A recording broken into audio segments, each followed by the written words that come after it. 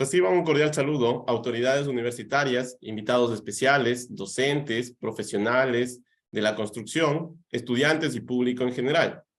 Continuamos con el 99º día del ciclo de conferencias El conocimiento no se detiene, Dr. Roberto Aguiar Falconi. Evento organizado por el Departamento de Investigación Científica de la Universidad de las Fuerzas Armadas de ESPE en colaboración con el grupo de investigación ScienceLab. Como primer punto, tenemos palabras por parte del doctor Roberto Aguiar. Muy buenas noches. Estoy muy contento de tener ahora a un gran conferencista. Es el doctor Pablo Heresi. Yo sé que a él le encanta enseñar y sé que es un profesional brillante, brillante.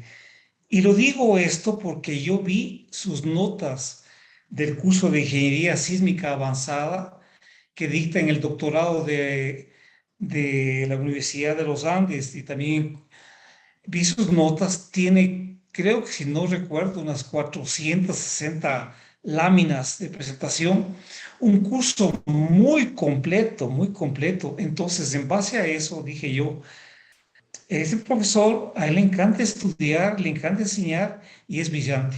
Estamos muy contentos, muy complacidos con que nuestro conferencista de ahora sea el doctor Pablo Heresi, quien nos va a hablar algo que él está trabajando muy a fondo, esto del riesgo sísmico asociado al tema de la resiliencia.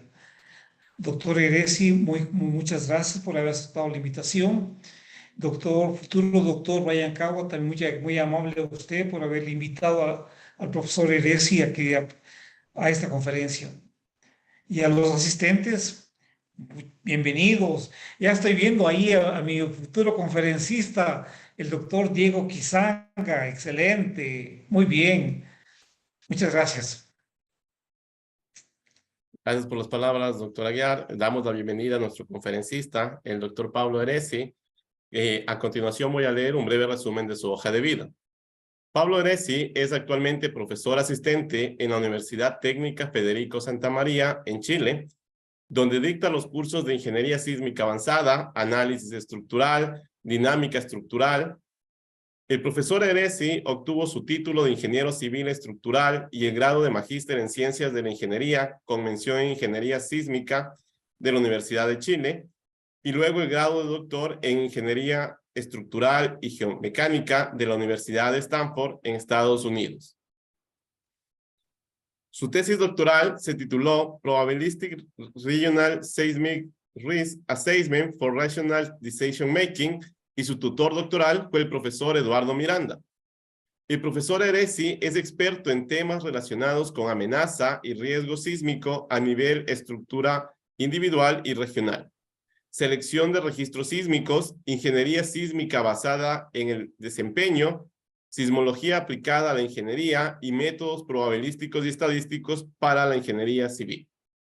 Además de publicar artículos en revistas y conferencias internacionales más prestigiosas de ingeniería sísmica, el profesor Heresi ha participado de misiones de reconocimiento de daño post-terremoto en Chile 2010, México 2017, Perú 2019, México 2020, Puerto Rico 2020, Turquía 2020, Croacia 2021 y los recientes eventos en Taiwán 2022 y México 2022. Además, es fundador y director de la empresa Epicentro Ingeniería, consultora de ingeniería sísmica. Estimado doctor Pablo Heresi, de antemano muchas gracias por su tiempo, por estar acá con nosotros. Otorgamos la palabra para su conferencia. Muchas gracias.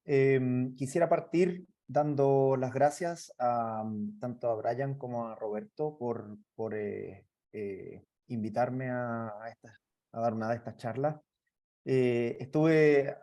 Antes de hacer esta charla, estuve revisando qué otras charlas habían tenido antes y habían tenido conferencistas bien destacados de diferentes partes de Latinoamérica, y eso me parece una gran oportunidad para juntarnos, sobre todo ahora dado que la pandemia abrió la oportunidad de hacer estas cosas online. Así que los felicito por esto que llevan haciendo durante un buen tiempo. Llevan varios lunes juntándose aquí. Así que los felicito y nuevamente les doy las gracias por la oportunidad de presentar un poco de mi investigación frente a gente que probablemente no me conoce. Voy a compartir pantalla aquí. Si lo logro apretar bien.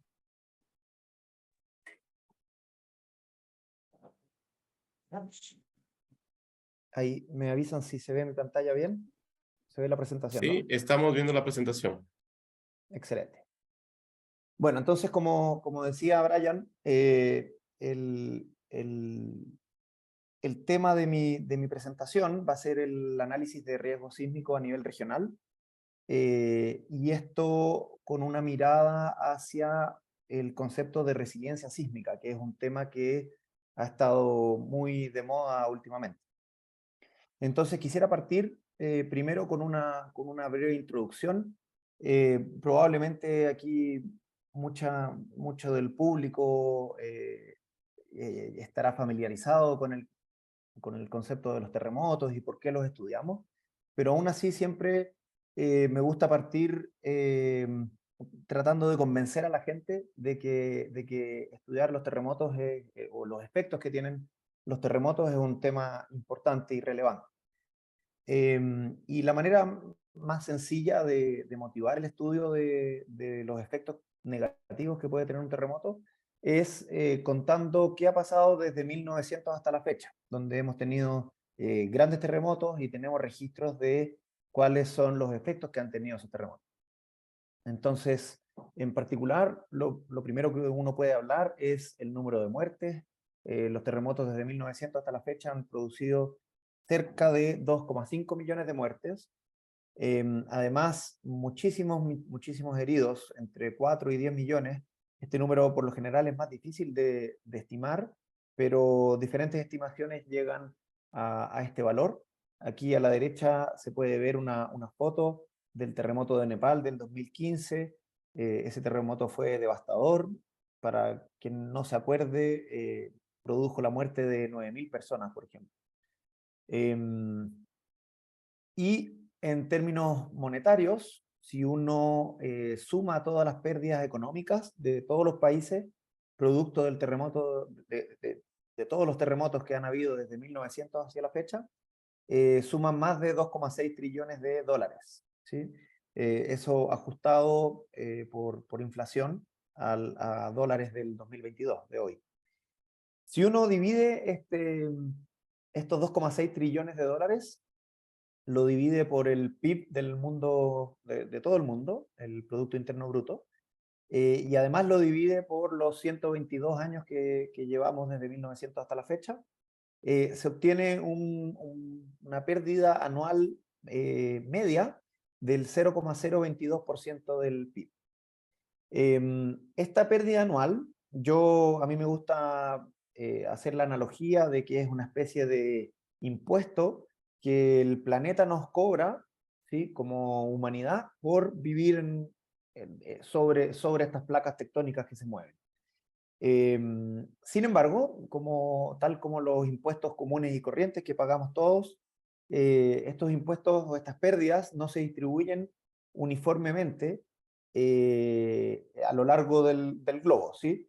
Hay países en donde la pérdida es más, donde la sismicidad es más alta, y otros países en donde la pérdida es menos. Y además tampoco se distribuyen uniformemente temporalmente, ¿sí?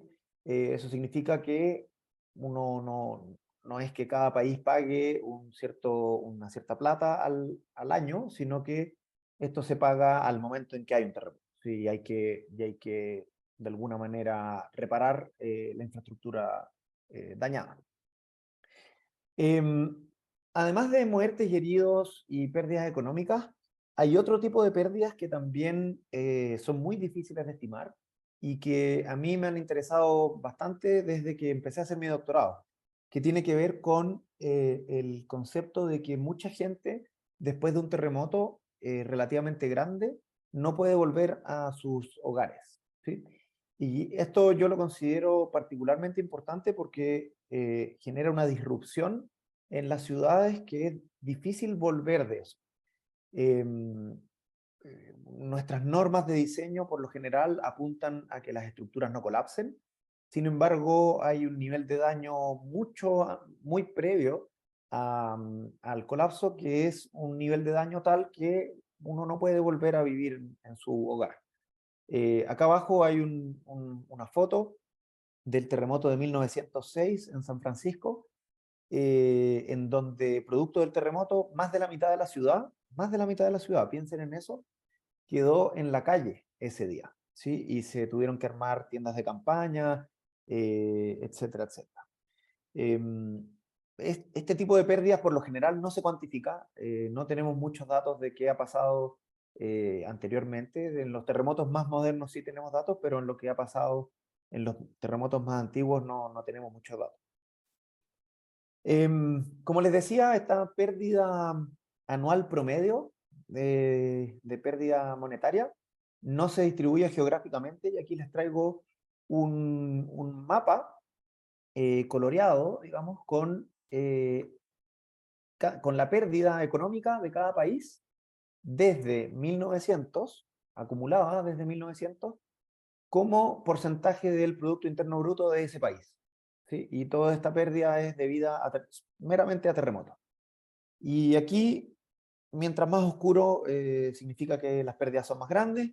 Y si uno ve toda la costa de Latinoamérica, incluso de América del Norte, Centroamérica, se ve que todos estos países que están en el cinturón de fuego, que están sometidos a grandes terremotos, tenemos un alto nivel de pérdida, en donde Chile en particular, que es este país largo que está acá abajo, es obviamente de los más oscuritos, porque somos un país relativamente chico en términos de Producto Interno Bruto, y somos al mismo tiempo el país con más actividad sísmica del mundo. Hay otros países que tienen pérdidas más grandes, en particular, si uno lo mide no dividido como, no en función del Producto Interno Bruto, sino que como pérdida total, bruta, los países que más pérdidas tienen han sido Japón, Estados Unidos, China, Italia y Chile. Esos son los países que más pérdidas han tenido desde 1900 hasta hoy. Y si uno lo ve como una pérdida normalizada por el Producto Interno Bruto, que es este dibujo que tengo aquí, los países con más pérdida normalizada son Armenia, Turkmenistán, Haití, Nicaragua, Macedonia y Chile. Efectivamente, Chile aparece en las dos listas ahí como pérdida bruta, como pérdida total, o como pérdida normalizada por el Producto Interno Bruto. Sin embargo, si se fijan aquí, Ecuador, que está en esta esquina de aquí, también tiene un color más bien oscurito. No es tan oscuro como Chile, pero aún así ha tenido altísimas pérdidas en la historia. Aquí les traigo una figura que es bien interesante, en donde aparecen los epicentros de terremotos en Chile desde hace, bueno, varios cientos de años, porque incluso, por ejemplo, aquí hay terremotos como el de 1730, hasta el 2018. Cada puntito es un evento y la magnitud del puntito indica la magnitud del evento. Y los grandes terremotos están mostrados como líneas, ¿sí? En donde la línea representa el largo de ruptura. En esta figura está el norte hacia la derecha. Si no cabe ponerlo, Chile no cabe en vertical. Y se puede ver la gran sismicidad que hay en Chile, ¿sí? Y no solo la gran sismicidad en términos de cantidad de eventos, sino que en términos también de la magnitud de los eventos, en donde desde 1900 hasta la fecha han habido 12 eventos con magnitud 8 o mayor, 12. Y ahí se incluyen el terremoto 9.5 de Valdivia de 1960, que es el terremoto más grande en la historia del mundo, el terremoto 8.8, que recordarán seguramente muchos de ustedes, del Maule del 2010. Y también hay otros terremotos históricos como el terremoto de Valparaíso de 1985 y el de 1906, que ambos fueron magnitud 8. Aquí al frente de Valparaíso, Valparaíso está justo también en la costa, mirando desde Santiago hacia la costa. Si buscando sobre la sismicidad de Ecuador, también como para traer un poco a esta conferencia, uno encuentra mapas como estos, en donde con Ecuador, entre Chile y Ecuador, compartimos mucho de la sismicidad, mucho de la forma de los terremotos, en donde tanto Chile como Ecuador tienen una alta sismicidad debido a la subducción de la placa de Nazca bajo la placa sudamericana. Y en particular en Ecuador han habido bastantes terremotos también sobre magnitud 6.5, que los muestro aquí a la izquierda, a la derecha, perdón. Y en particular está el terremoto de 1906, que seguramente es algo que ustedes enseñan en sus clases. El terremoto 8.8 de 1906, que es histórico. Y también está el terremoto magnitud 7.8 del 2016, que probablemente muchos recordarán haber incluso sentido. Ese terremoto fue bien grande y produjo hartos daños. Si uno va a un terremoto en particular, yo me remonto en general a este terremoto del Maule del 2010, debido principalmente a su gran magnitud, 8.8, y además debido a que yo me acuerdo bien de que lo sentí. Yo en ese momento estaba terminando mi maestría y ya estaba interesado en la ingeniería sísmica, en los terremotos, etc. Y en ese sentido, sentir un terremoto de esta magnitud fue algo que me marcó bastante. Entonces, ¿qué pasó durante ese terremoto en Chile? En Chile resulta que hubo 4 edificios que tenían un diseño sismo resistente moderno que colapsaron, ¿sí? El edificio más emblemático del terremoto es este edificio que muestro acá abajo, que es el edificio Alto Río, en donde murieron 8 personas. Este colapso, por suerte, fue en este edificio que era relativamente nuevo y que no estaba ocupado al 100%, y por eso murió poca gente. Sin embargo, si hubiese estado ocupado al 100%, la tragedia hubiese sido más grande aún. En términos de muertes, hubo un total de 525 muertes de los 13,5 millones afectados, ¿sí? Este terremoto afectó cerca de 6 regiones de Chile. De hecho, son regiones en donde se encuentra la región metropolitana, que es donde está Santiago, que son las regiones más pobladas. Y 13,5 millones de personas es como 60% de la población de Chile, para que se hagan una idea. Y de esos 13,5 murieron 525 personas. Y de esas 525 fueron 181 debido al tsunami que se produjo debido a este terremoto. En términos de norma sismo resistente, si uno va a la norma, el objetivo de nuestras normas en nuestros códigos dice explícitamente que el objetivo es evitar el colapso para salvaguardar la vida de las personas. Y si uno se va a ese objetivo y lo contrasta con lo que pasó, dado la magnitud enorme de este terremoto, uno podría decir, ¿sabes qué? Chile se comportó bien, ¿sí? Y esto yo lo vi en diferentes lugares. Yo vi en conferencias que incluso se hablaba no solo chileno, sino que de afuera de Chile se hablaba de lo bien que le fue a Chile dado la magnitud del evento. Sin embargo, a mí me gusta ir un poco más allá y no preguntar solo qué pasó con los edificios dañados y con las muertes, sino que qué pasó con otro tipo de pérdidas.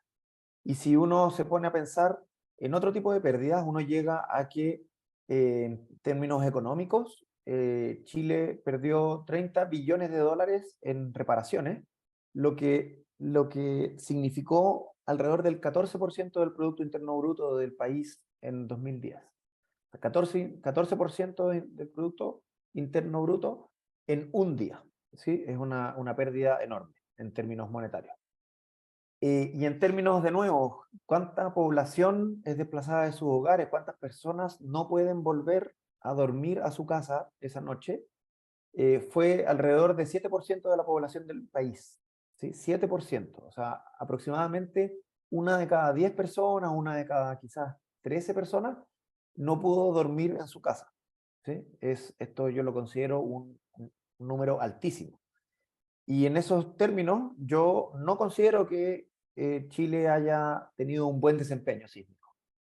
Creo que sí pasamos el check de la norma, sin embargo, en términos más amplios, yo no creo que sea un buen desempeño.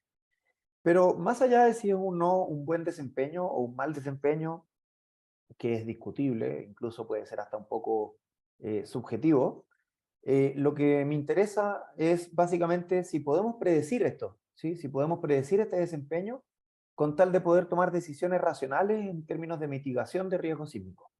¿Qué quiere decir eso? Quiere decir, por ejemplo, reforzar estructuras que sabemos que tienen una vulnerabilidad relativamente alta.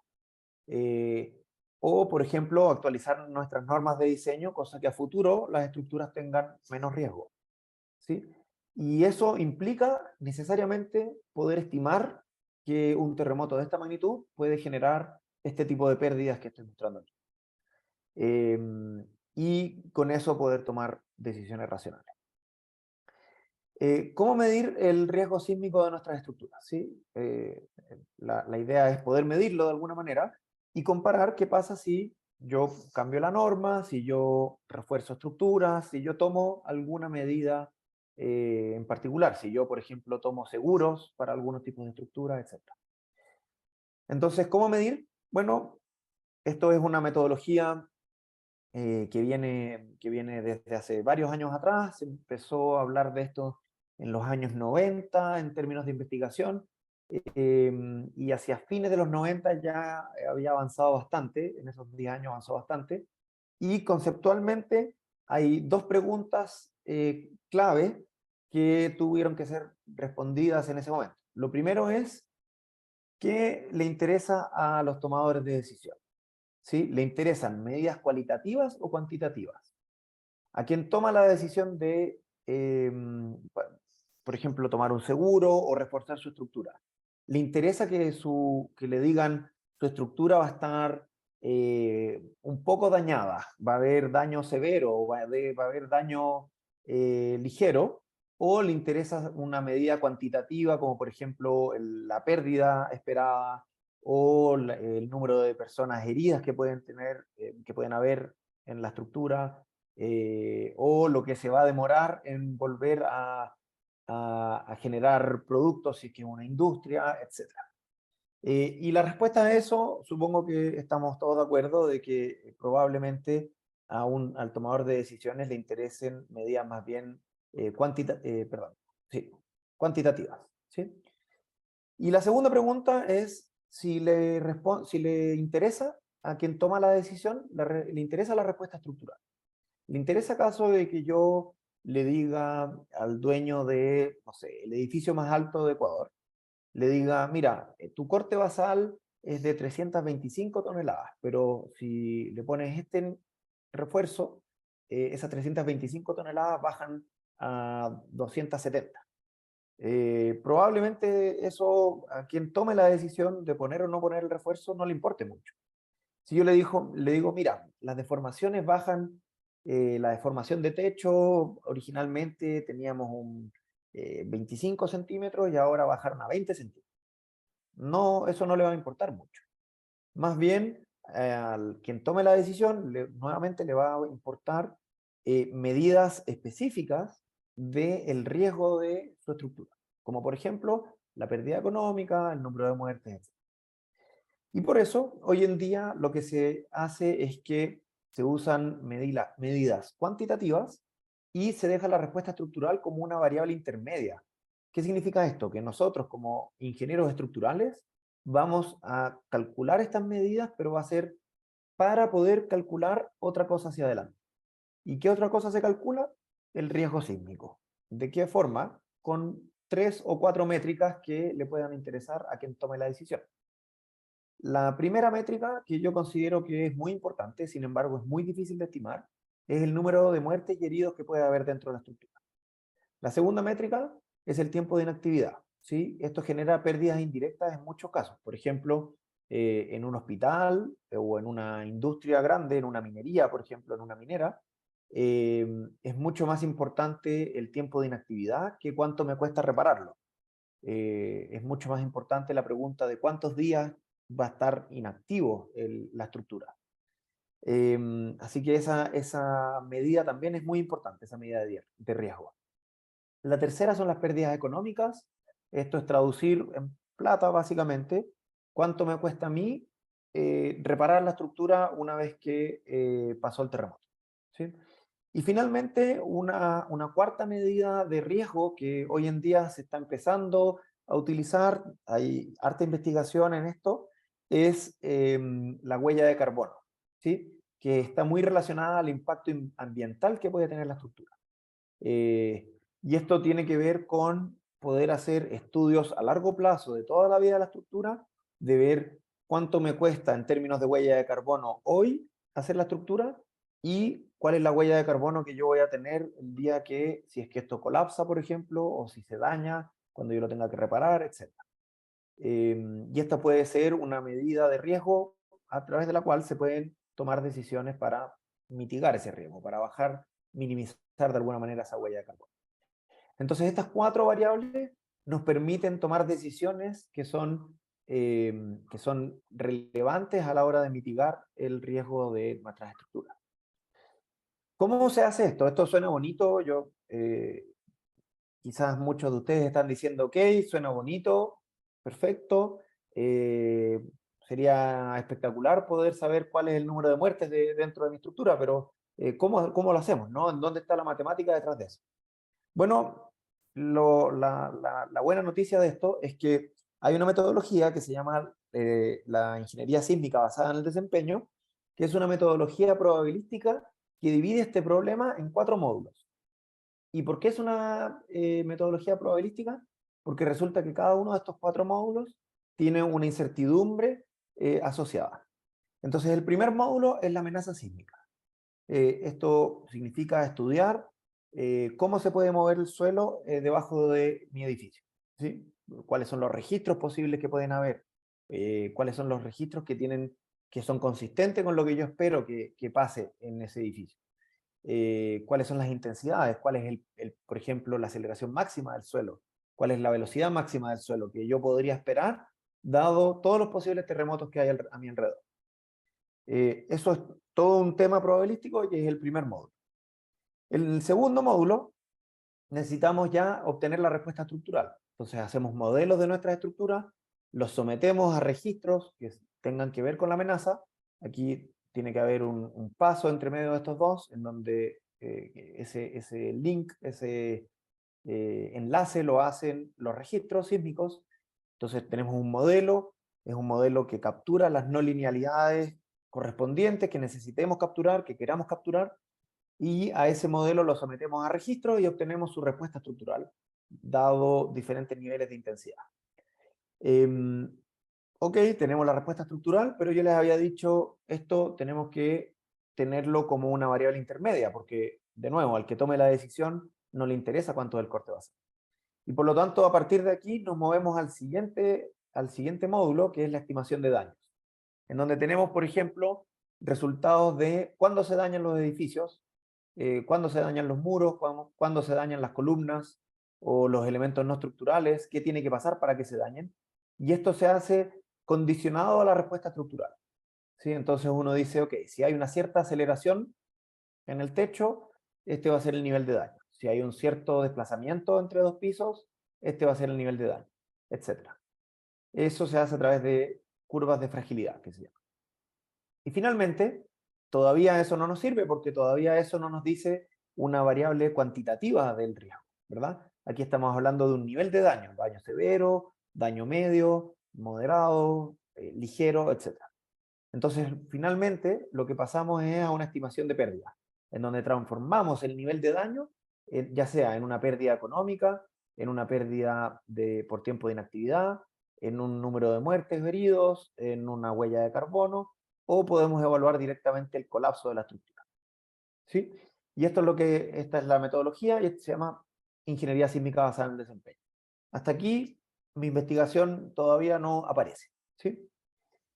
Ahora, lo que yo hice durante mi doctorado fue agarrar esta metodología y decir, ok, ¿qué pasa si yo cambio el punto de vista?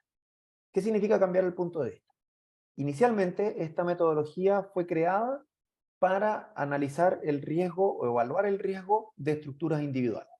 ¿Qué significa eso? Yo tengo una estructura, por ejemplo, el edificio más grande aquí en Santiago, que se llama Costanera Center, voy a analizar ese edificio. Ese edificio está en un sitio que yo puedo evaluar sus condiciones, puedo hacer calicatas, etcétera, un sondaje y evaluar las condiciones de sitio. Y la pregunta es, si hay un terremoto en la lejanía, pasan las ondas, ¿sí? Hay una cierta distancia a la cual está mi terremoto, a partir desde mi estructura a mi terremoto tiene una distancia, y la pregunta es, ¿cuál es el riesgo sísmico de esa estructura? Eso es básicamente lo que hemos estado haciendo hasta hoy, ¿sí? La ingeniería sísmica desde sus inicios se basó en esta pregunta, en cuál es el riesgo de mis estructuras. Sin embargo, aquí les traigo una foto que es como el único caso que yo he encontrado, a no ser que uno viva en algo así, donde hay una estructura que realmente no hay nada más alrededor. Lo que nos interesa realmente es cómo se comporta la ciudad entera, o una comunidad entera. Puede ser una ciudad, puede ser un país completo, o una región dentro del país, o un estado dentro del país, etc. Y eso significa que yo necesito información de muchas estructuras al mismo tiempo, debo analizar muchas estructuras al mismo tiempo, que son diferentes unas de otras, y cada vez que hay un terremoto, cada estructura va a estar en un sitio que es diferente, por lo tanto necesitamos tener las condiciones de sitio de toda la región. Van a haber distancias a cada una de las estructuras que van a ser diferentes, van a haber algunas estructuras que están más cerca, otras estructuras que van a estar más lejos del terremoto, y la pregunta ahora es cuál es el riesgo sísmico de la estructura, o sea, perdón, no de la estructura, sino que de la comunidad completa, del portafolio de estructuras. ¿Qué significa la palabra riesgo sísmico, el concepto de riesgo sísmico? ¿Cuáles son las preguntas que podemos hacer? Bueno, a nivel individual, cuando tenemos una sola estructura, nos preguntamos cosas como cuál es la probabilidad de colapso de la estructura, o cuál es la pérdida anual esperada de la estructura, ¿sí? ¿Cuál es la pérdida que yo tengo debido a estar en ese lugar que es muy sísmico? O cuál es la probabilidad, por ejemplo, de que la pérdida sea mayor a $1.000.000, ¿sí? Eso le puede interesar al dueño de la estructura. Y podemos responder a esas preguntas. Sin embargo, nuevamente lo que me ha interesado a mí y lo que hice yo durante mi doctorado fue expandir esta metodología a preguntas a nivel regional. Y las preguntas a nivel regional empiezan a ser, por ejemplo, cuál es la probabilidad de que el número de estructuras dañadas supere un cierto límite. Por ejemplo, 100 estructuras dañadas. O cuál es la probabilidad de que la pérdida de funcionalidad de algún tipo de edificio sea mayor al 20%. Por ejemplo, a uno le podría interesar, a la municipalidad de una ciudad, le podría interesar cuál es la probabilidad de que la pérdida de espacios de oficina sea muy grande, ¿sí? Y haya un problema económico en la ciudad. Esta es muy directa, esto tiene que ver con la pérdida total, entonces, ¿cuál es la probabilidad de que la pérdida total exceda un cierto valor que puede estar dado por el Producto Interno Bruto de la ciudad o del país, etcétera? Y nuevamente, como les he estado diciendo ya varias veces, este son el tipo de preguntas que me interesan a mí. ¿Cuál es cuál es la probabilidad de que haya un cierto límite de personas desplazadas que se sobrepase? Y eso puede tener que ver, por ejemplo, con el número de tiendas de campaña que puede tener la ciudad, ¿sí? El espacio disponible en parques para poner las tiendas de campaña, etc. Entonces la ciudad puede hacer un análisis y decir, la verdad es que yo quiero evitar que hayan más de 30.000 personas desplazadas de sus hogares, porque si pasa eso, va a ser un problema a nivel de la ciudad. Toda la comunidad va a tener un problema porque va a haber gente que no va a tener dónde dormir ese día. Entonces, ¿qué tengo que hacer como ciudad? ¿Qué decisiones tengo que tomar para mitigar el riesgo para que esa probabilidad sea muy baja? Eso es conceptualmente lo que me he dedicado desde mi doctorado hasta hoy. Este concepto de que la ciudad tenga que pensar en su riesgo a nivel regional lleva al concepto de resiliencia sísmica, ¿sí? Y en los últimos años, yo diría en los últimos 5 años, se ha empezado a hablar cada vez más del concepto de resiliencia sísmica. Y esto hay que definirlo, ¿no? Y definiciones hay muchas, pero yo les traigo la definición de resiliencia primero, ¿sí? Que viene del latín resilio y que significa volver atrás o rebotar, ¿sí? Este concepto de resiliencia viene de la psicología. La psicología de alguna manera adoptó la psicología de alguna manera creó este concepto de resiliencia y nosotros en la ingeniería lo estamos adoptando ahora y tiene que ver con la capacidad de adaptarse a situaciones adversas. Y esto de nuevo se usa en psicología, se usa para referirse a una capacidad de las personas de adaptarse a situaciones adversas. Aquí les traigo un dibujito. Si uno busca resiliencia o resilience en inglés, va a encontrar muchas definiciones, dibujitos, etcétera, pero tiene que ver todo el rato con esto de alguna manera, adaptarse a situaciones adversas o avanzar, como dice aquí, avanzar a pesar de la adversidad, ¿sí? Sin embargo, en términos de ingeniería sísmica, se ha tomado mucho esta parte de aquí de la definición, esto de volver atrás, de rebotar. Y entonces la resiliencia sísmica, hoy en día, de nuevo, esto muchas veces se ha usado de diferentes maneras, se le dan en diferentes papers, uno puede encontrar diferentes definiciones, pero en términos sencillos, se habla de que esto es la capacidad de resistir terremotos, pero no solo resistirlo, sino que también de volver a la normalidad, ¿sí? Esto que dice aquí. Y esto es clave, ¿sí? Y de volver a la normalidad de forma rápida. Eso quiere decir, a eso se refiere con rebotar, ¿sí? Ahora, yo lo tengo marcado aquí con un signo de interrogación porque tampoco es tan fácil pensar en qué significa ese nivel de normalidad. Si ese nivel de normalidad significa el estado previo al terremoto, no significa, no necesariamente es a ese estado al que queremos volver.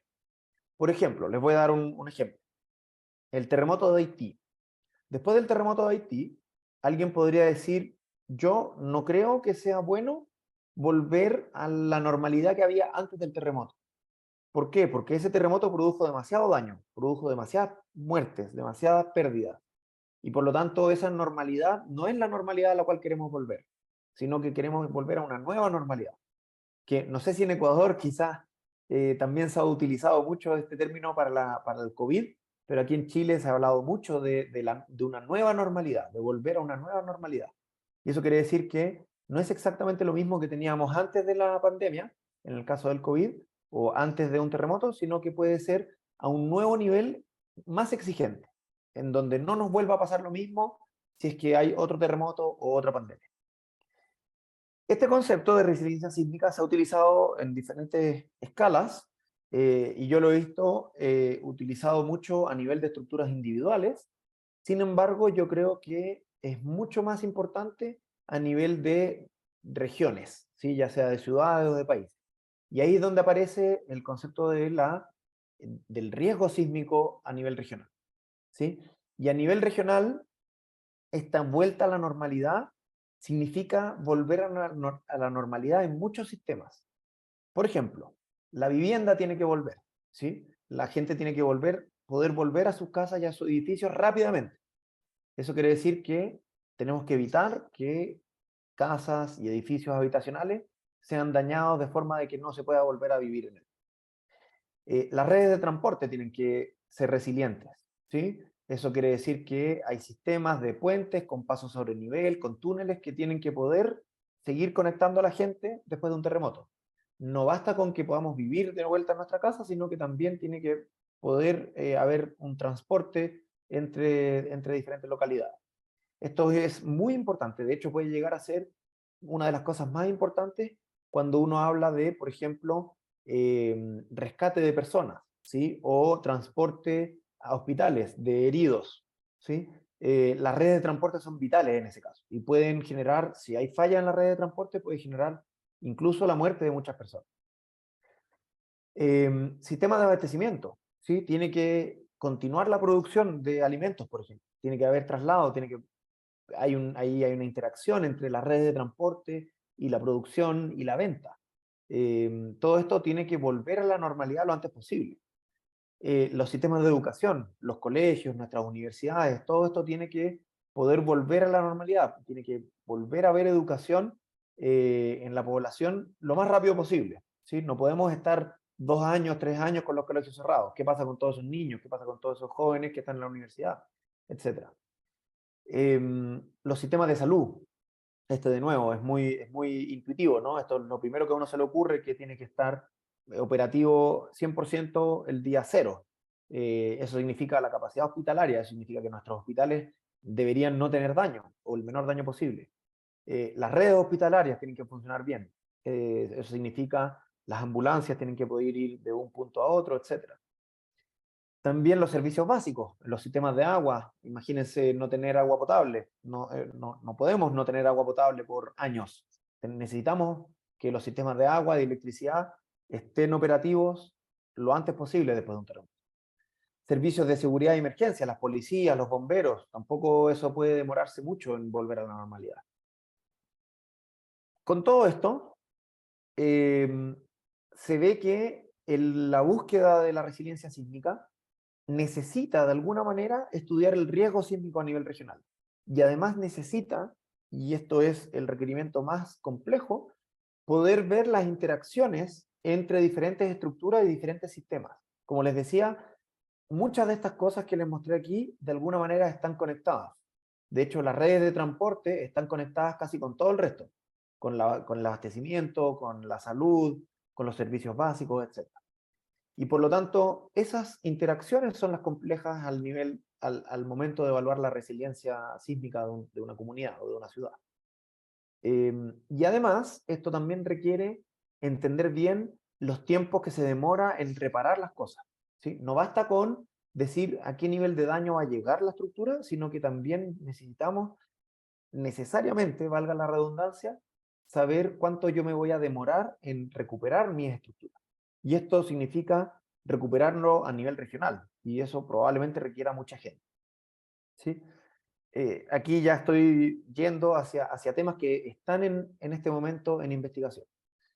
Pero volviendo al objetivo original, digamos, o a mi objetivo general, la pregunta es si podemos predecir, podemos estimar el desempeño sísmico de nuestras ciudades para poder tomar decisiones racionales de mitigación de riesgo. Eso quiere decir, nuevamente, reforzamiento de estructuras, actualización de normas de diseño, etc. Para finalizar, les quiero mostrar algunas de las investigaciones que hemos estado haciendo, que ya pasaron o que están en curso con mis estudiantes. ¿Por qué? Porque me gusta siempre, de alguna manera, agradecer a mi grupo de investigación. Con Sofía Aldea, una ex estudiante de la Universidad Santa María, junto con el profesor César Pastén de la Universidad de Chile, tenemos un proyecto en el cual primero estudiamos las correlaciones espaciales que pueden haber en las intensidades sísmicas en Chile. Para esto agarramos una base de datos de terremotos en Chile y hicimos modelos como lo que está a la derecha. No quiero entrar en mucho detalle aquí, pero es básicamente cómo varía la correlación entre dos sitios dependiendo de la distancia que los separa. Mientras más lejos están los dos sitios, menos correlación hay. Con el mismo grupo y además con el profesor Ramiro Basáez de la Universidad Federico Santa María, estamos haciendo curvas de fragilidad de puentes representativos de Chile, ¿sí? ¿Por qué? ¿Con cuál es la finalidad de esto? Poder estimar el riesgo sísmico de las redes de viales en Chile, ¿sí? Entonces estamos haciendo curvas de fragilidad de diferentes estados de daño. Esos estados de daño se pueden llevar a cuánto tiempo de inactividad tienen los puentes. Y con el estudiante Maximiliano Aranís, que es un estudiante de la maestría en la Universidad Técnica Federico Santa María, estamos entonces evaluando el riesgo de los puentes viales de carretera en Chile. y estamos llegando a valores como estos. Esto es un gráfico, los valores aquí son meramente referenciales, esto no es un resultado de los que él haya sacado todavía, pero la idea es llegar a cosas como esta, en donde, dado un terremoto, por ejemplo, una repetición del terremoto del Maule, como esa ruptura que hay ahí, poder estimar cuál es la probabilidad de obtener diferente número de puentes dañados simultáneamente, ¿sí? Entonces, un poco a ese tipo de cosas queremos llegar. Luego, con otro estudiante de la Universidad Santa María, estamos haciendo una base de datos de edificios altos en la ciudad de Viña del Mar. Este estudiante está paseado por la ciudad de Viña del Mar, sacando fotos, yendo a la municipalidad a obtener los permisos de edificación de todos estos edificios y está armando una base de datos bien ordenada con uno por uno dónde están los edificios, cuántos pisos tienen, de qué están hechos, cuál es la ocupación del edificio, cuántos metros cuadrados tiene construidos, la altura, el número de pisos, el número de subterráneos, tipo de fundación, etcétera, etcétera. Sí, aquí hay harta información. También información geotécnica, en caso de que la haya, etcétera. La idea es, con esta base de datos, poder luego estimar el riesgo de este modelo de exposición. Eso quiere decir el riesgo sísmico de los edificios altos en Viña. Y la gracia que tiene Viña es que, además de tener una alta amenaza sísmica por estar en la costa, también tiene una alta amenaza de tsunami. Entonces podemos empezar a evaluar combinado el riesgo de sísmico con el riesgo de tsunami. Con Horacio, que también es estudiante de la maestría aquí en la universidad, estamos evaluando el riesgo que produce la falla de San Ramón. La falla de San Ramón es una falla, aquí está dibujada, esa falla que está ahí, es una falla cortical, que está a los pies de la montaña, en el lado oeste, perdón, en el lado este de la ciudad de Santiago. Todo esto aquí es la ciudad de Santiago. Y en el lado este, donde empieza la montaña, justo ahí hay una falla que es potencialmente activa, ha tomado mucha relevancia en el último tiempo, porque han habido estudios geológicos y geofísicos que demuestran que puede generar un terremoto magnitud 7.5. Y si genera un terremoto magnitud 7.5, lo que estamos evaluando nosotros es cómo se podría comportar la ciudad frente a eso versus terremotos en la falla de subducción, que es mucho más lejana, ¿sí? Entonces tenemos terremotos magnitudes relativamente bajas, 7.5 o más bajas, pero muy cercanos a la ciudad, y terremotos más lejanos, que pueden ser magnitud 9 o incluso mayor, pero ya más alejados de la ciudad en la costa. Luego, con Juan Vázquez estamos viendo el riesgo sísmico de edificios habitacionales.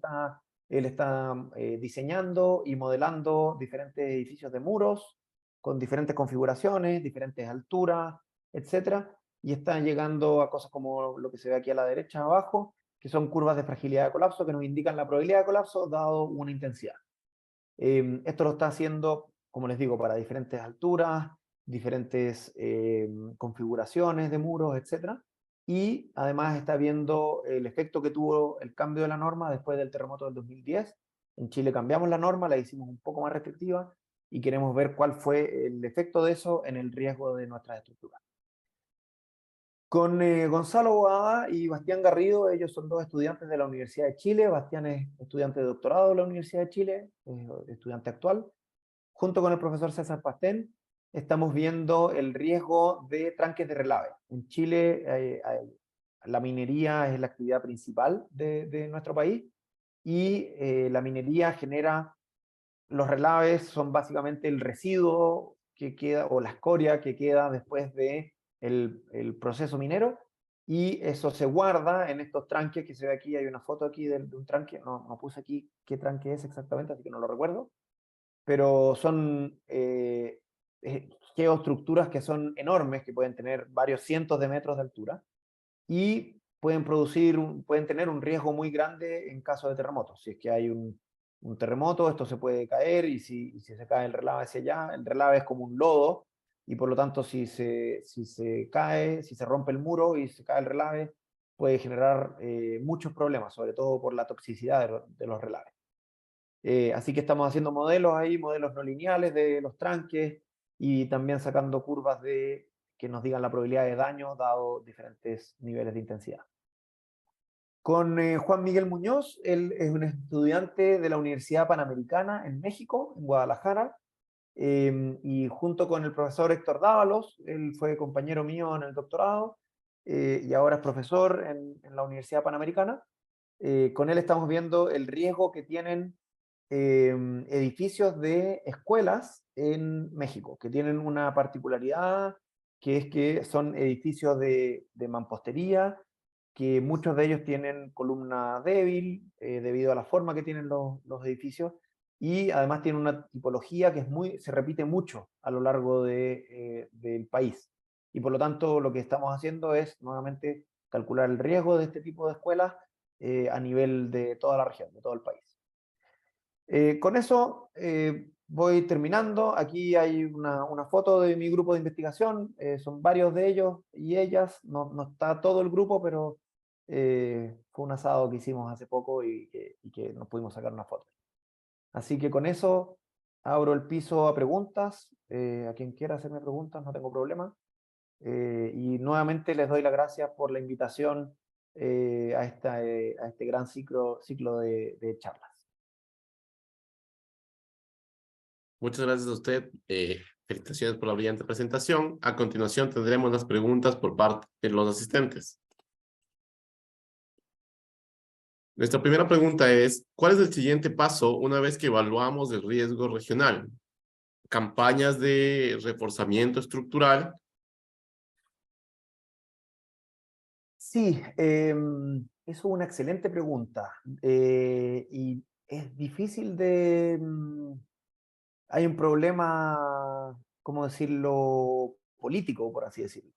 Porque resulta que como resulta la normativa, es que cuando uno cambia una norma y hay una actualización y uno dice, de ahora en adelante ya no se diseña para 0,7 G, sino que ahora se diseña para 1 G. Eso no aplica para las estructuras anteriores, ¿sí? No es retroactivo. O sea, si yo el día anterior al cambio de la norma diseñé para 0,7, no me pueden obligar a mí a diseñar para 1 si el día siguiente cambió la norma. Y por lo tanto, cuando uno hace un cambio de norma, no se genera un cambio en el riesgo automáticamente de la ciudad. De un día para otro el riesgo ya no es más bajo. Sin embargo, uno mitiga el riesgo de ahí en adelante. Uno dice, ok, en esta zona que se va a empezar a poblar, esa zona va a tener un riesgo más bajo que si se hubiese poblado con una norma anterior. Por lo mismo, resulta ser muy importante muchas veces reevaluar las estructuras anteriores. Un ejemplo relativamente claro fue el terremoto del 2017 en Puebla, en México. Resulta que ese terremoto en Ciudad de México generó muchos daños en edificios que tenían una estructuración que se llama losa plana, ¿sí? Que es básicamente usar la losa como viga entre medio de dos columnas. Entonces, son básicamente columnas que no tienen una viga física que la junta, sino que se arma dentro de la losa, se hace un armado de fierro más robusto entre medio de las dos columnas y queda como la losa plana sin viga. Esa estructuración, desde hace mucho tiempo que en Ciudad de México se sabía que estaba mal o que era muy vulnerable. Desde el terremoto del 85 hubo muchos colapsos en edificios que tenían losa plana y por lo tanto se sabía que estaban mal. Y hace mucho tiempo que ya se habían prohibido. Sin embargo, todavía quedaban muchísimos edificios antiguos que todavía tenían losa plana. Y en el terremoto del 2017 hubo nuevamente muchos colapsos debido a ese tipo de estructuración. Y eso nos hace pensar, ok, cuando nosotros cambiamos la norma, de alguna manera tenemos que pensar qué hacer con las estructuras anteriores. Y eso es un problema a nivel país, es un problema a nivel de ciudad, de municipalidad. No es muy sencillo ayudar en eso. En el caso de San Francisco es un buen caso, en donde San Francisco hizo un estudio de riesgo de la ciudad y decidió que el riesgo era muy alto debido a que tenía muchos edificios con piso blando. Y lo que hizo entonces fue hacer un programa de reforzamiento de estructuras en donde subsidiaba parte del reforzamiento a todas las estructuras que tuvieran piso blando. Entonces, si uno era dueño de un edificio con piso blando, podía pedir subsidio a la municipalidad para poder reforzar su estructura. Y eso resultó relativamente bien, pero como no ha temblado, no sabemos. Entonces, claro, habría que reforzar para atrás también. En Chile tenemos la particularidad de que tiembla tanto, de que todo lo que no sirve y que sabemos que no sirve, ya se cayó y ya no lo volvemos a hacer. Entonces, hay muy pocas cosas que, digamos, uno podría decir esto claramente es muy vulnerable, porque ya fue vulnerable en algún evento y ya se cayó. Entonces, en Chile no tenemos ese problema, tenemos otro problema, ¿no? Que es que se caen las cosas cuando tiembla. Perfecto, muchas gracias por la respuesta. Tenemos una segunda pregunta.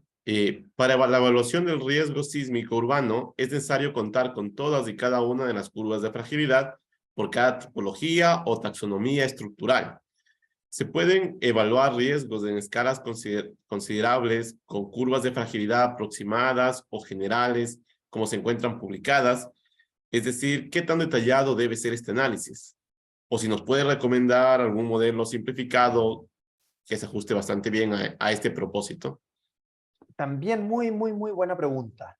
A ver, en la práctica, lo que se termina haciendo es lo primero que dice quien preguntó. Uno tiene que de alguna manera hacer taxonomías que sean representativas de lo que uno quiere estudiar. Por ejemplo, les mostré los casos de las escuelas en México, los casos de los tanques de relave que estamos haciendo aquí, los casos de los puentes, los casos de los edificios de muros. Todo eso estamos haciendo taxonomías que más o menos representan la tipología de los edificios o de las estructuras que vamos a estudiar. Y luego, de alguna manera, tengo que clasificar la estructura específica, tengo que clasificarla en la taxonomía 1, 2, 3 o 4, por decirlo. La forma en que yo lo veo es eso, es hacer modelos bien hechos de algunas taxonomías, pero son modelos analíticos complejos, con muchos grados de libertad, con todas las no linealidades, en vez de hacer modelos sencillos para cada edificio. ¿Sí? ¿Se entiende la diferencia, no? Entonces, yo soy de la idea, de la preferencia de hacer modelos complejos de pocos edificios y luego clasificar edificios en cada una de las taxonomías. Y uno puede de alguna manera incorporar la incertidumbre epistémica del modelo. Uno puede decir, ok, yo no sé, por ejemplo, en un estudio que hice en Estados Unidos, hicimos curvas de fragilidad para casas de madera. Y entonces yo separé en casas de 1 piso y 2 pisos, porque son muy diferentes. Entonces las casas de 1 piso las modelé, las casas de 2 pisos las modelé. Sin embargo, una misma casa de 1 piso o de 2 pisos, dependiendo del periodo que tenga, de su periodo fundamental, también se va a comportar de manera diferente. Entonces lo que hice fue modelar varias casas de 1 piso, varias casas de 2 pisos, con diferentes periodos. Y luego incorporé la incertidumbre del periodo fundamental de la estructura en las curvas de fragilidad, haciendo que yo, si no sé el periodo de la estructura, entonces tengo una curva de fragilidad que tiene más incertidumbre, y si yo sé el periodo de la estructura, entonces tiene menos incertidumbre. Entonces uno puede jugar con esas cosas también, con la incertidumbre en ciertos parámetros que uno dice, yo no lo sé a priori en cada una de las estructuras, pero sí sé que afecta mucho a la respuesta de la estructura. Ojalá lo supiera el valor del periodo, pero si no lo sé, lo puedo incorporar en mi curva de efectividad. Muchas gracias. Y siguiendo en esta misma línea, para la evaluación del riesgo, un dato interesante son los efectos de sitio. En Chile, ¿existen estos estudios ya sea puntualmente o bien generalizados? También muy buena, porque están haciendo muy buenas preguntas. En Chile, a nivel de país completo, tenemos poca información. Sin embargo, en Santiago sí tenemos un modelo de la cuenca de Santiago, Santiago está relativamente en altura, no es Bogotá, ¿ah? No está en altura tanto. Pero ya está entre medio de lo que nosotros llamamos depresión intermedia, que viene una cordillera en la costa, y luego una depresión intermedia, y luego viene otra cordillera, que es la cordillera de los Andes. Como Santiago está a los pies de la cordillera de los Andes, se genera un valle en donde está bien caracterizado el tipo de suelo en todo el valle, incluso el periodo fundamental del suelo, la velocidad de ondas de corte, la profundidad del basamento rocoso, todo eso está bastante bien caracterizado en Santiago. En Viña del Mar hay algunos estudios también de la velocidad de ondas de corte, la profundidad del basamento rocoso, el periodo del suelo, etc. Hay. En otras ciudades yo desconozco. Yo creería que, por ejemplo, en Concepción, dado los académicos que conozco que hay allá, yo creo que también han hecho algo de este estilo y tienen una base de datos, digamos, de sondajes en toda la ciudad, y eso se puede generar un modelo a partir de eso de la cuenca, digamos, de Concepción, bueno, de cada ciudad. Entonces, como te digo, no hay algo unificado de todo Chile, pero sí uno puede ir ciudad por ciudad viendo qué base de datos hay, etc. Muy bien. Y nuestra última pregunta es, recapitulando la conferencia, ¿nos puede indicar cómo cuantificamos la resiliencia sísmica? ¿En base a probabilidades, algún parámetro de los que se mencionó al inicio? ¿Cuál es el parámetro para cuantificar la resiliencia? Esa pregunta hasta el día de hoy no tiene respuesta. ¿Sí? Hay de todo, ¿ah? Hay gente que, de hecho, hay todo un grupo de investigación que para la resiliencia hablan voy a intentar hacer un dibujito acá, a ver si me resulta. A ver, vamos a ver. Se ve, debería verse la pantalla negra ahora. Sí, perfecto. Ya. Lo que hacen son unas cosas de este estilo. Que en el tiempo, y se ve la capacidad de algo, la capacidad, por ejemplo, hospitalaria de un hospital o de una región. Y en el tiempo debería ser constante hasta que llega el tiempo del terremoto, en donde baja por alguna razón, producto de los daños que hay, y luego con el tiempo va aumentando y tiende a estar de nuevo en un cierto valor que, de nuevo, la pregunta es, ¿queremos volver a ese nivel o queremos llevarlo a un nivel más alto o qué sé yo? Pero bueno, digamos que queremos al mismo nivel. Entonces, la forma en que miden ahí resiliencia sería el área de este triangulito. El área de ese triangulito es como la pérdida de resiliencia. Mientras mayor sea esta área, es peor nuestro sistema. ¿Sí? Entonces, dicen, bueno, si, por ejemplo, si esto baja poco, el área va a ser más chica. Y si esto se recupera rápido, el área va a ser más chica. Entonces, de alguna manera, esto incorpora cuánto baja y cómo se recupera.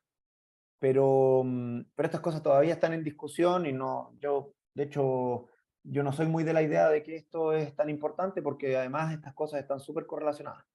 Hay, por ejemplo, estudios de una arquitecta que se llama Mary Comerio, es una arquitecta de Berkeley, que habla de cómo si yo bajo menos aquí, me recupero más rápido. O sea, quiere decir que, a ver si puedo hacer los puntitos de nuevo. Azul. Si yo bajo aquí hasta acá solamente, entonces es mucho más rápido que si yo bajo, voy a hacer en morado, hasta aquí. No tiene la misma pendiente que esa, sino que más bien tiene una pendiente más baja. Entonces, no es tan fácil medir estas cosas. De nuevo, yo creo que la resiliencia todavía no tiene una métrica establecida que todo el mundo diga, ya, esto es la métrica para medir la resiliencia. Este tipo de cosas tiene hartos problemas que son difíciles de arreglar, entonces tampoco esta es la métrica más adecuada. ¿Qué métrica a mí me gusta? Podría ser, o sea, métricas que tienen que ver con, por ejemplo, el tiempo de inactividad de la comunidad completa, digamos, ¿Cuánto me voy a demorar en volver a la normalidad? Eso puede ser una métrica, ¿no? Entonces, ¿y cómo yo la mido? La mido en términos probabilísticos, ¿sí? Eso, más o menos hay consenso en que todas estas cosas tienen que ser probabilísticas y uno tiene que hablar en la probabilidad de que, por ejemplo, la recuperación de la ciudad entera sea mayor a 1 año. Entonces yo quiero minimizar esa probabilidad, por ejemplo. Eso yo creo que sería la respuesta. Muy amable por la respuesta a todas las preguntas. No tenemos más preguntas por parte de los asistentes, así que damos paso a comentarios por parte del doctor Roberto Aguiar.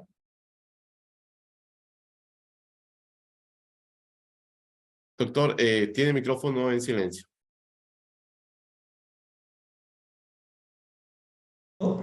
Ya. Ya, ahí Lo sí. que pasa, no estaba habilitado. Muchísimas gracias, Pablo. Muy bonita la conferencia, muy buena. Y me quedé pensativo en la última gráfica, capacidad con tiempo. La capacidad se mantiene constante, viene un terremoto y decae su capacidad. Pero en nuestro país hay estructuras que decayó su capacidad y únicamente le pintaron, nada más, no le arreglaron mayor cosa. Entonces, esa cura cuando cae sigue en el nivel bajo, hay un escalón y así va a trabajar. Entonces, la importancia es cómo llegar a la gente y para que no pueden quedar así. El daño acumulado que se va dando en las estructuras es importante, es muy importante. Hay que crear conciencia para que elevar el nivel de que la gente sepa que si no hace algo, la curva va a ir para abajo y va a colapsar. Linda conferencia, muy buena conferencia, llenó las expectativas que teníamos. Una cosa, publicaron un libro o alguna cosa con mi profesor Miranda, con Eduardo. No, o sea, bueno, está mi tesis publicada, la tesis doctoral, pero están, digamos, los artículos en las revistas ya están publicados, casi todos los de la tesis, así que pueden buscar en Google Scholar o mandarme un correo y yo se los Para puedo enviar. que, ok, excelente, muy agradecido con la conferencia y también me llena de satisfacción ver en nuestro público a estudiantes de maestrías, de algunas maestrías de Ecuador que no se pierden estas conferencias. De igual manera, ver a mis amigos de Argentina, le vi aquí más vi, también de la ESPE, le vi a mi doctor Pablo Caiza, que también ahí, excelente, gente que no se pierden estas conferencias. Doctor Erasi, fabulosa conferencia y esperamos contar en un futuro cercano. Ah, me olvidaba decir, entre tantos tesistas que está manejando usted tiene ahí un grupo valioso de ecuatorianos muy buenos, excelentes, que pueden ayudarle tenazmente en sus investigaciones. Los que están ahí, los que han sido sus alumnos, brillantes, toditos brillantes. Así es que cuente con ellos, especialmente nuestro anfitrión. Bueno, Sí, muy buenos estudiantes. así es. Muchas gracias por comentarios. Y en este punto quisiera compartir mi pantalla